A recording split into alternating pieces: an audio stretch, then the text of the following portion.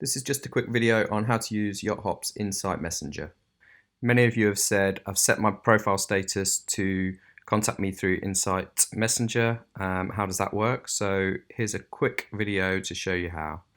For the sake of this tutorial, I'm logged in as admin. I'll go to resumes where you can search by various different means, but here I've just searched for myself. I'll click on my profile and that will take me to my resume page.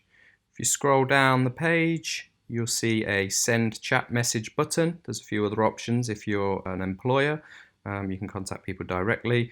But if you click on the send chat message, it'll pop up this window where I can just say test message and hit send message. Now that'll fire out an email to the other person and bring them back to the website where they'll get the choice whether they want to accept chat or decline chat from this particular user. I've logged myself in on another screen, so I'll just flick over to that window.